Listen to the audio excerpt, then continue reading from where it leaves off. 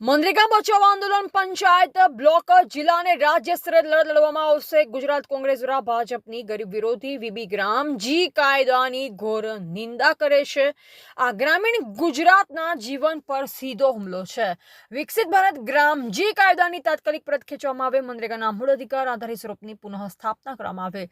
રોજગારીનો અધિકાર આપતો મનરેગા કાયદામાં ખોટા ફેરફાર કરી નબળો પાડવાની ભાજપ સરકારની ભ્રષ્ટ નીતિ પર આકરા પ્રહાર કરતા વીકે હુંબેલે જણાવ્યું કે સમગ્ર દેશમાં અને ગુજરાતમાં ભાજપ સરકાર દ્વારા મહાત્મા ગાંધી રાષ્ટ્રીય ગ્રામીણ રોજગાર ગેરંટી કાયદો મનરેગાને સંપૂર્ણપણે નાબૂદ કરવાની કાવતરો છે।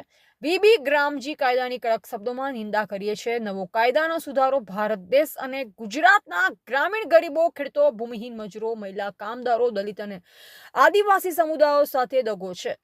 દુષ્કાળ, પૂર, આદિવાસી વિસ્તાર, શ્રમિકો માટે આર્થિક મુશ્કેલીમાં મનરેગાને જીવન રેખા સમાન હતી।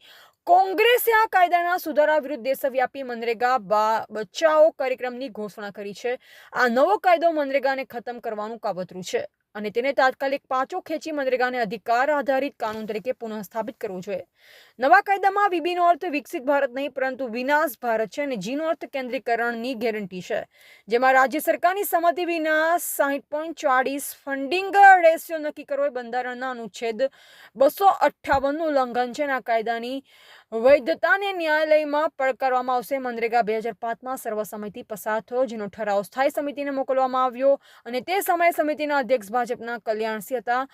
તેમની ભલામણ સ્વીકારીને જ કાયદો અમલમાં મુકાયો, પરંતુ બીજેપીએ તેને નાબૂદ કરી દીધો છે। નવા કાયદા પ્રમાણે રોજગાર હવે અધિકાર નથી, સરકારની મરજી પર નિર્ભર થઈ ગયો છે। ગ્રામસભા અને પંચાયતની સત્તા છીનવી લઈ બધું નિર્ણય દિલ્હીમાં કેન્દ્રિત કરી દીધું છે। પંચાયતો માત્ર ક્લાર્ક બની જશે। બજેટની મર્યાદાને નોમેટિવ એલોકેશનના કારણે ફંડ ખતમ થતાં કામ બંધ થઈ જશે। મોંઘવારી સાથે જોડાયેલી નિશ્ચિત મજૂરી ખતમ કરી દીધી છે। ખેતીની પીક સિઝનમાં 60 દિવસ કામ નહીં મળે, જ્યારે ગામડાઓમાં સૌથી વધુ મુશ્કેલી હોય ત્યારે સરકાર કામ આપવાની ના પાડી શકશે। બાયોમેટ્રિક્સને પારદર્શિતાના બદલે બહિષ્કારનું હથિયાર બનાવવામાં આવ્યું છે, જેથી ગરીબ અને ઓછા શિક્ષિત મજૂરો રોજગારીથી વંચિત રહેશે। કેન્દ્ર મંજૂરીમાં 100%થી ઘટાડી 60% કરી દીધું છે, જેથી ગુજરાત સહિતના રાજ્યો પર ભારે આર્થિક બોજ પડશે। મહાત્મા ગાંધીજીનું નામ હટાવી મોટું અપમાન કર્યું છે। ભાજપ 125 દિવસની ગેરંટીનો દાવો કરે છે, પરંતુ ઓછા કેન્દ્રીય ભંડોળના કારણે વાસ્તવમાં ઓછા દિવસનું કામ મળશે, જેથી બેરોજગારી, પલાયન અને ગામડાના અર્થવ્યવસ્થા પણ નબળી પડશે। મનરેગા એ દાન નથી પરંતુ બંધારણ અધિકાર છે। કોંગ્રેસ ગરીબો, શ્રમિકો માટે મક્કમતાથી કેન્દ્ર સરકારની નીતિ સામે લડીશું। ગુજરાત માટે, ગ્રામીણ ભારત માટે, ન્યાય માટે। દેશમાં જ્યારે યુપીએ સરકાર હતી ત્યારે લોકોને રોજગારી મળી રહે, જ્યારે લોકો કામ માંગે ત્યારે એમને કામ મળી રહે, તે હેતુથી અમારા રાષ્ટ્રીય નેતા આદરણીય સોનિયા ગાંધીજીની સૂચના મુજબ આ કાયદો પસાર કરવામાં આવ્યો હતો, જેમને મહાત્મા ગાંધીના નામ સાથે આ કાયદો બનાવેલો હતો। પરંતુ હાલની આ ભારતીય જનતા પાર્ટીની સરકારના પ્રધાનમંત્રી માનનીય નરેન્દ્ર મોદી સાહેબ આ દેશનો આખો જે કાયદો હતો મહાત્મા ગાંધીના નામથી આખો કાયદો જ બદલાવી નાખ્યો છે અને કાયદાનો જે હેતુ હતો, જે એનો ઉદ્દેશ હતો, એ ઉદ્દેશો પણ બદલાવી નાખ્યા છે। પહેલાં ઉદ્દેશો એવા હતા કે ગ્રામ પંચાયત ને ગ્રામસભા જે નક્કી કરે કામો, એ કામો મંજૂર કરવામાં આવતા હતા। જ્યારે પણ લોકો રજૂઆત કે માંગણી કરે રોજગારી માટેની અરજી આપે એટલે ફરજિયાત કાયદો બન્યો હતો કે એને રોજગારી આપવા માટે કામ આપવું। પરંતુ આ સરકારે હવે કાયદો બદલાવી અને રાજ્ય સરકાર જે નક્કી કરશે એવા કામો કરવામાં આવશે। એનો મતલબ એવો થયો કે લોકો કે પંચાયત જે કામો નક્કી કરશે એ કામો નહીં, પણ ભાજપના નેતાઓ જે કહેશે એવા કામો હવે મંજૂર કરવામાં આવશે અને આ ભેદભાવ કરવામાં આવશે। આ કાયદો, જે નવો કાયદો અમલમાં મૂક્યો છે એનાથી। બીજો મુદ્દો એવો છે કે જે પહેલાં કેન્દ્ર સરકારના 90% ગ્રાન્ટ હતી અને 10% રાજ્ય સરકારની હતી, એના બદલે હવે નવા કાયદામાં જોગવાઈ 60% કેન્દ્ર સરકારને 40% રાજ્ય સરકારની ગ્રાન્ટ એમાં રાખવામાં આવશે, સામેલ કરવામાં આવશે। વિચાર કરો, રાજ્ય સરકાર પાસે ફંડ નથી તો આ કામો બિલકુલ બંધ થઈ જશે। એટલે સરકારનો હેતુ એવો છે, અત્યારની સરકારનો, ભાજપની સરકારનો, કે ધીરે ધીરે આ યોજના બંધ કરી નાખવી।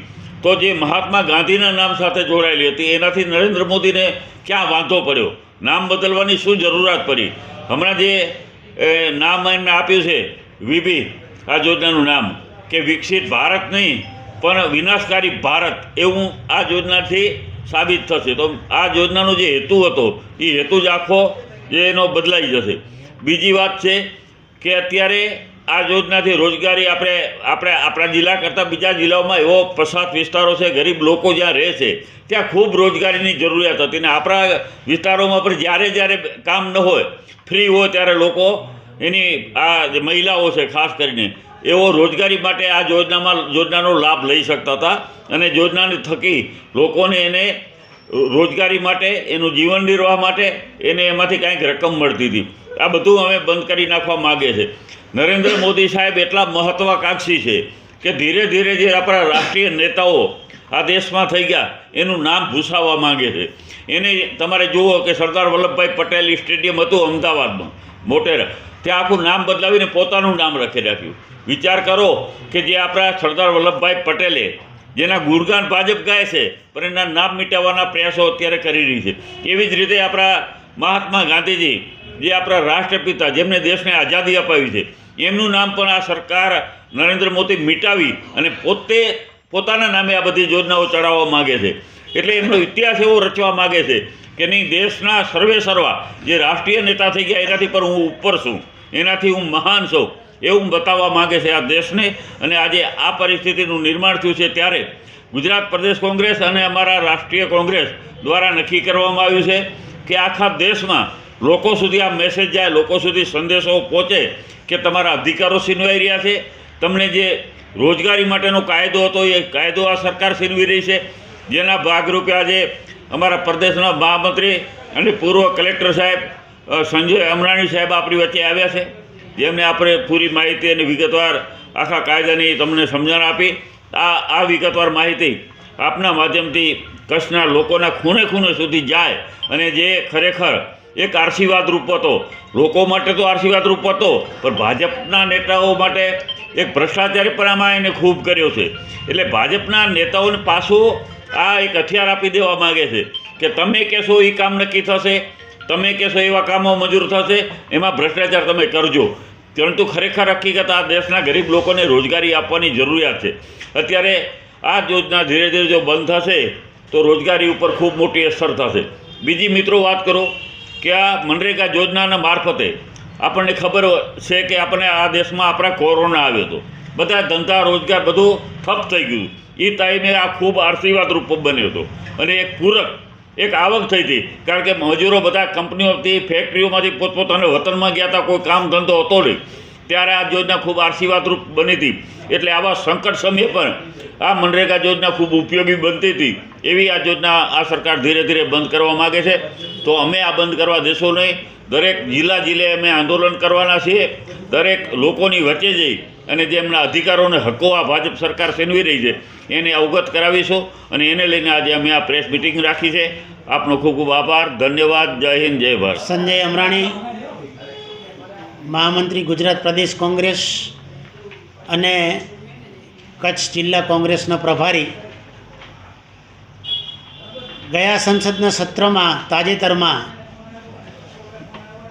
ભાજપ સરકારે મનરેગા કાયદાનો આત્મા, એનું સ્વરૂપ, એનું નામ બધું જ બદલીને એક નવી સ્કીમ, એક નવી યોજના અમલમાં મૂકી છે.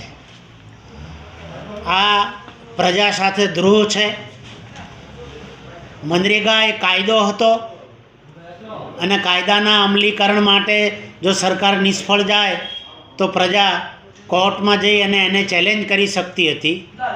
એના બદલે એને યોજનાનું સ્વરૂપ આપવામાં આવ્યું છે. આ સરકારને ગરીબો સાથે કોઈ લેવા દેવા નથી. સરદાર સાહેબનું નામ બદલીને સ્ટેડિયમનું નામ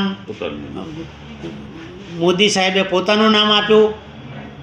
ગાંધી પ્રત્યે એમને સુખ છે, એમની માનસિકતા ગોડસેવાદી છે. એટલે મહાત્મા ગાંધી રાષ્ટ્રીય રોજગાર યોજનાને, મનરેગાને એમણે નામ બદલીને વીબી ગ્રામ યોજના લાવ્યા છે.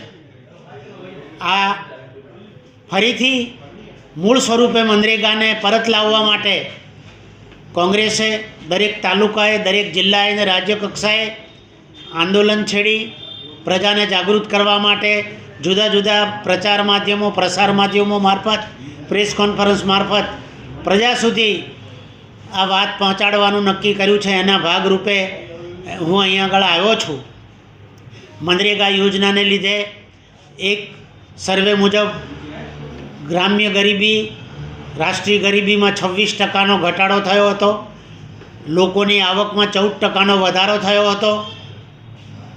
રોજના 200 કરોડ માનવ દિનનું નિર્માણ થયું હતું. લોકોનું વ્યાજખોરો ઉપરનું અવલંબન ઘટ્યું હતું. મહિલાઓનું સશક્તિકરણ થયું હતું. કુલ યોજનાના લાભાર્થીમાં 57% મહિલાઓ હતી, 40% SC ST ગરીબ વર્ગ સમાજનો ગરીબ વર્ગ હતો. આવી ક્રાંતિકારી યોજનાનું ગળું ઘૂંટીને સરકાર ધીમે ધીમે પારોઠના પગલાં ભરી રહી છે. આ યોજના હેઠળ 40% ખર્ચો રાજ્ય સરકારોએ વહન કરવાનો છે, જે પહેલાં ફક્ત 10% કરવાનો હતો. 90% કેન્દ્ર સરકારે આપવાનો હતો.